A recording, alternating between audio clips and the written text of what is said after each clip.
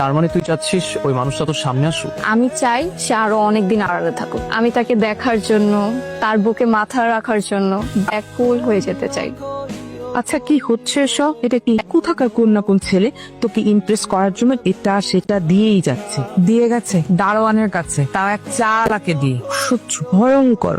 আমার কবুতর আমাকে দিয়ে যাও। হেই মহান প্রেমিক, কবে দেখা হবে আমাদের? তুমি কি সত্যি মানুষ নাকি অন্য কেউ? সত্যিই তো গুড লাক রে অনন্যা, এমন একজন মানুষ বোধহয় প্রত্যেকটা মেয়েরই স্বপ্ন। আচ্ছা, তুই কি কোনোভাবে বুঝতে পারছিস যে ওই মানুষটাকে?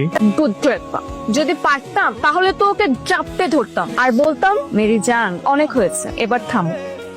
ক্যাম্পাসের মধ্যে যদি কেউ থাকে, ধর আমাদের বন্ধু বান্ধবের মধ্যেই যদি ওই মানুষটা হয়, তাহলে তুই কি করবি? অসম্ভব। যদি সেম ইয়ারের হয় তাহলে তো আমি কোনোভাবেই মেনে নিব না, আর যদি জুনিয়র হয় তাহলে থাপড়া বোধ হবে, আর যদি সিনিয়র কেউ হয় তাহলে ভেবে দেখবো।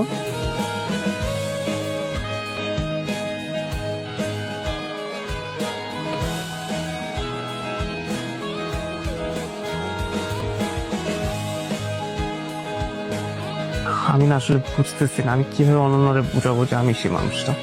আমি কিভাবে ওর সামনে গিয়ে দাঁড়াবো? টাকার উপর টাকা চড়াইতেছো, ওই মেয়ের পিছনে সময় নষ্ট করতেছো, তো তুমি তার বুঝতে দিবা না যে তুমি তার সেই মানুষ? তো ভাই, আমি তো জানি ও সেম ইয়ারে কারোর সাথে রিলেশনশিপে যাবে না। এখন এটা জানার পর আমি কিভাবে ওর সামনে গিয়ে দাঁড়াই?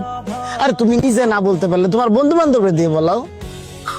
কিন্তু ভাই, আমি যে অনন্যরে পছন্দ করি এটা তো ওর বন্ধু বান্ধব কেউ জানে না, আমি কাউকে বুঝতে দিই নাই। আরে মিয়া, তুমি অন্য কারো বুঝতে না দিলে অন্তত যারে তুমি পছন্দ করো তার তো তোমার বোঝাইতে হবে না? আকারে ইঙ্গিতে যেমনি হোক তোমার তার বোঝানো লাগবে না?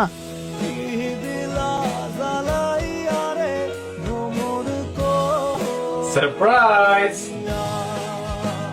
আরে সুমন ভাই, আপনি? This is for you. তার মানে এই যে এতদিন খরগোশ, কবুতর, লাভবার্ড, লাল গোলাপ, শাড়ি, চুড়ি, টিপ, এই সব কিছু আপনি দিয়েছেন? সুমন চেনার কে পাঠাবে? তার মানে তোর ওই কাজিনটা তোকে ইমপ্রেস করার জন্য এতদিন ধরে এত কিছু করে গেল? তো আর কি বলছি, আমি ভাবতেও পারিনি জানিস। সবসময় আমাদের দুই পরিবার চেয়েছে আমাদের মধ্যে বিয়ে, কিন্তু আমি কখনো এই ব্যাপারটাকে পাত্তা দিইনি। আমার মনে হয়েছে যে ছেলে ছোট থেকে দেশের বাইরে বড় হয়েছে সে হয়তো আমাদের দেশের সংস্কৃতি, আমাদের নিজেদের কালচার এসব ভুলে গেছে। আর আমি কখনো এরকম কাউকে আমার লাইফ পার্টনার বানাবো না যে কিনা ফুচকা, ঝালমুড়ি, টঙের দোকানের চা এসব পছন্দ করবে না। আমার মনে হয় এই জন্য সুমন ভাইয়া নিজেকে একটা খাঁটি বাঙালি প্রেমিক হিসেবে আগে আমার কাছে প্রমাণ করতে চেয়েছে।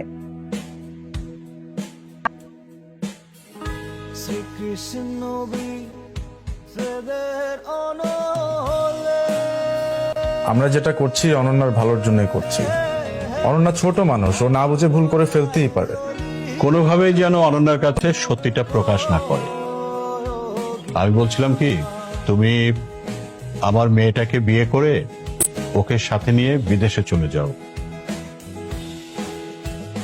সবকিছু বাদ দাও।